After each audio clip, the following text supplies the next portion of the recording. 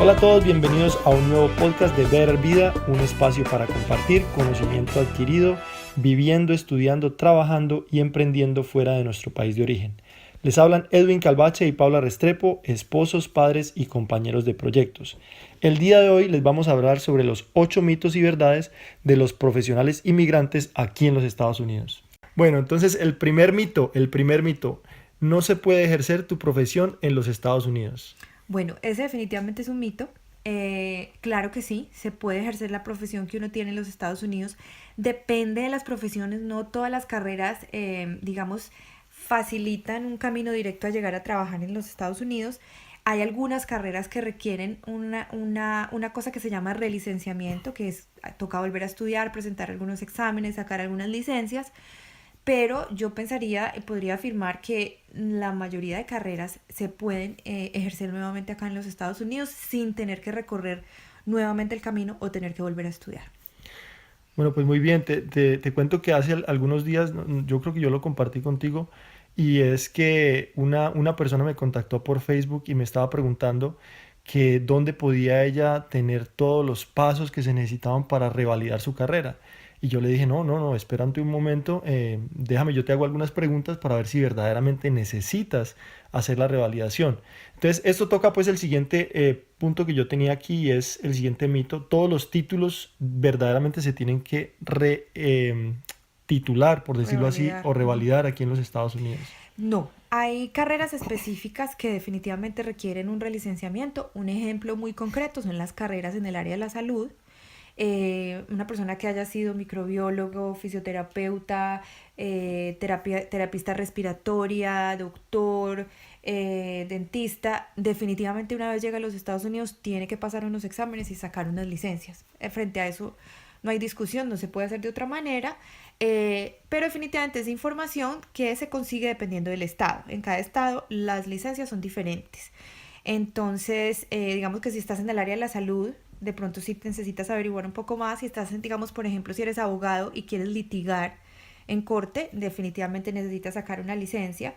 Y digamos que si eres ingeniero y requieres firmar, digamos, papeles legales del Estado y del gobierno, también necesitarás una licencia. Pero en el caso, digamos, de los abogados y los ingenieros, se puede trabajar como tal sin tener que hacer esas dos cosas concretas que acabo de mencionar. Entonces, en general, la mayoría de las carreras definitivamente no se necesitan revalidar. Hay una cosa que la gente tiende a hacer mucho cuando llega a Estados Unidos, que es ir a alguna entidad a que le revaliden sus títulos. Esas entidades lo que hacen es evaluar las notas de la universidad y te dicen a qué es equivalente tu título acá. Hay una organización muy concreta que yo conozco que se llama WES, WES.org. Yo pensaría que ellos son los más serios, al menos de los que yo conozco, que hacen esa revalidación. Pero mi consejo siempre es el siguiente: no des ese paso sin que te lo pidan. Es decir, si vas a aplicar a una universidad, si vas a solicitar para una universidad o si vas a solicitar para un trabajo y digamos que la empresa o la universidad te están pidiendo esa validación, hazlo. Porque tiene un costo más o menos entre unos $300, $400. Ujú. Entonces es un dinero que te puedes gastar y que necesariamente de pronto no vas a usar. En mi caso, yo soy ingeniera industrial, hice mi maestría acá, trabajo acá, jamás lo he necesitado. Pero hay carreras y hay, digamos, situaciones en las que lo solicitan, digamos, empresas o universidades. Entonces, nuevamente el consejo es, hazlo si te lo piden. Entonces, para responder nuevamente al mito y volviendo al punto que estábamos discutiendo, no todas las carreras se tienen que revalidar, por eso es importante averiguar muy bien de acuerdo a la carrera para no entrar en gastos innecesarios o de pronto meterse de pronto a hacer otra carrera o una maestría que sea innecesaria, o cursos que sean innecesarios, porque creemos que eso es lo que se necesita. Lo más importante es averiguar muy bien. Claro que sí, tienes toda la razón. De hecho, en mi caso, yo sí tuve que, cuando hice la aplicación para hacer la maestría acá en Estados Unidos, en mi caso sí necesité hacer la reevaluación de mi carrera a través del WES. Yo soy ingeniero químico de la Universidad Nacional en Colombia y hice una maestría acá en ingeniería ambiental.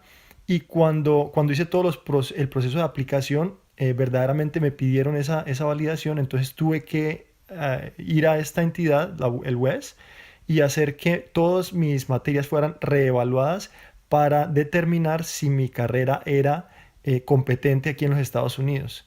Y bueno, es un proceso que definitivamente depende de lo que tú vayas a estudiar, como lo decía De Paula. hecho, recuerdo cuando solicitaste, siempre me confundo con esa palabra, cuando solicitaste para tu título de ingeniero profesional, recuerdo que tuviste que pedir esa evaluación de tus títulos para eso.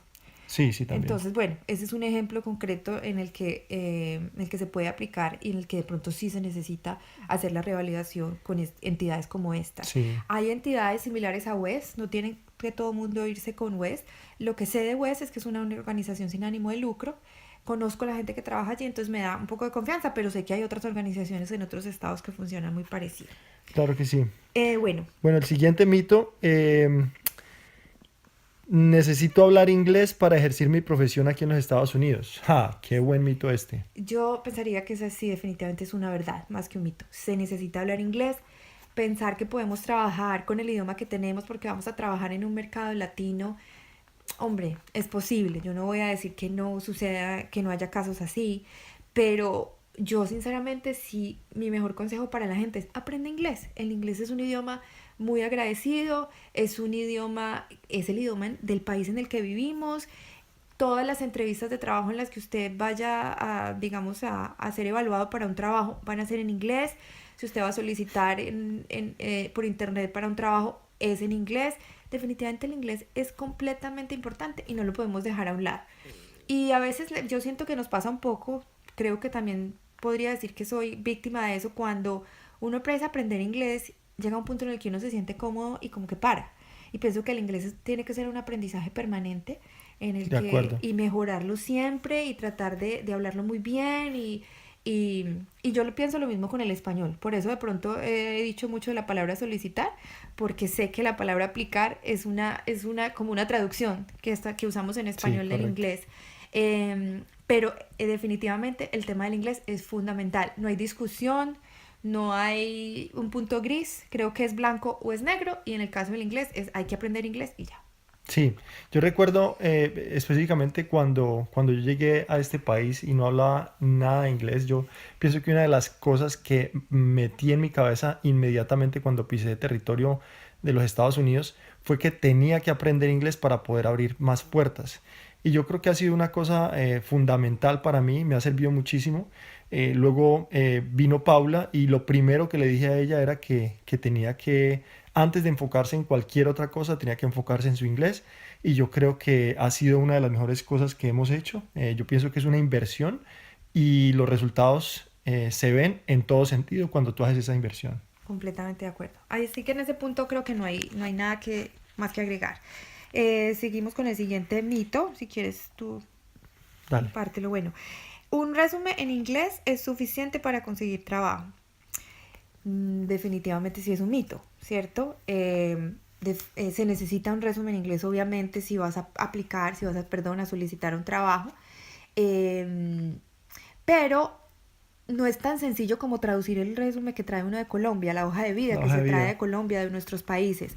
Definitivamente es un documento muy diferente en este país que tiene unas reglas muy específicas, y de eso vamos a hacer otro podcast más adelante en el que vamos a explicar cuál es el contenido de una hoja de vida o de un currículum vitae en los Estados Unidos, pero definitivamente no es lo único con lo que vas a conseguir trabajo. Es decir, no puedes pretender o no se puede pretender que si uno, digamos, por ejemplo, llena 1.000 solicitudes en internet porque tiene un resumen en inglés, entonces va a conseguir trabajo. Realmente no es así. Vamos a ahondar un poquito más en ese tema, pero aparte del resumen se necesitan muchas más cosas. Se necesita hacer red de contactos, se necesita prepararse para una entrevista. Generalmente el resumen o la hoja de vida siempre o en muchos casos va acompañada de un documento que se llama una carta acompañante, en inglés se dice cover letter. Eh, y, y definitivamente pues el documento solo como tal no te va a conseguir trabajo. Es un conjunto de cosas que vamos a discutir más adelante, pero no con eso estoy diciendo que no sea importante. El resumen es súper importante, entonces si su plan es estar acá y conseguir trabajo, pues empiece a pensar en escribir su hoja de vida en inglés. Y más adelante vamos a dar algunos consejos de cómo, cuál debe ser el contenido de esa hoja de vida. Claro que sí, claro que sí. Bueno, el siguiente punto que tenemos es una entrevista de trabajo es igual en los Estados Unidos que en cualquier otro país. Existe la posibilidad de que haya similitudes, Sí. pero definitivamente las entrevistas de trabajo en Estados Unidos son muy particulares. Eh, es una conversación en la que la persona tiene que demostrarle a la empresa por qué es perfecta para el trabajo. Eh, la ventaja que tiene este país es que cuando uno va a conseguir trabajo, generalmente si uno se mete a la página web de una empresa, va a encontrar un listado de trabajos, ¿cierto? Ese listado de trabajos tiene una cosa que se llama descripción del trabajo o job description. Ese job description, como lo llaman en inglés, tiene exactamente las características que requiere el profesional que vaya a ejercer ese trabajo y también requisitos relacionados con las tareas que va a realizar. Entonces, durante una entrevista de trabajo, básicamente lo que uno tiene que hacer es demostrarle a la empresa que uno sabe y tiene exactamente lo que el job description o la descripción del trabajo pide. Entonces es una conversación en la que uno tiene que demostrar eso. Tiene uno que ser muy concreto. En las entrevistas de trabajo no se habla de absolutamente nada personal. En Estados Unidos no se pueden hacer preguntas de tipo personal. Entonces, si de pronto usted está en una entrevista de trabajo acá y alguien le pregunta si usted está casado, cuál es su religión, si tiene hijos, cuál es su inclinación sexual, en fin, esas son conversaciones inapropiadas que se pueden dar en una entrevista. Lo cual considero pues que es muy interesante en este país porque se evita al máximo el tema de discriminación. Entonces, definitivamente las entrevistas son muy diferentes. Hay que prepararse para las entrevistas. No es una cosa que se pueda improvisar porque, ay, no, yo soy maravilloso y yo hablo súper bien y yo soy muy cálido en mis conversaciones. No, definitivamente es una cosa que requiere preparación y que también va a ser un tema que más adelante profundizaremos un poco. De hecho, aquí déjame decir algo más. De hecho, una de las cosas más interesantes que me sucedió a mí fue que, claro, yo, por ejemplo, en Colombia yo decía, no, yo soy ingeniero químico de la Universidad Nacional y ya pues todo el mundo tiene una perspectiva de lo que es la Universidad Nacional, muchas personas tienen una perspectiva clara de lo que hace un ingeniero químico, entonces no hacía falta mucho otras preguntas, andar en otros temas. Mientras que aquí en los Estados Unidos, cuando tú llegas, tú tienes que venderte de la mejor manera. Lo primero que me preguntaban a mí en las entrevistas que tuve al inicio era, bueno, cuéntame más o menos cuál ha sido como como background o el bagaje técnico que has tenido y lo que has hecho en todos estos años específicamente en tu carrera y por qué crees tú que eres la persona más indicada para tomar este trabajo. Entonces, hay una cosa bien diferente en decir, un ingeniero químico, simplemente ya la gente entiende lo que es y no tenía que decir nada más.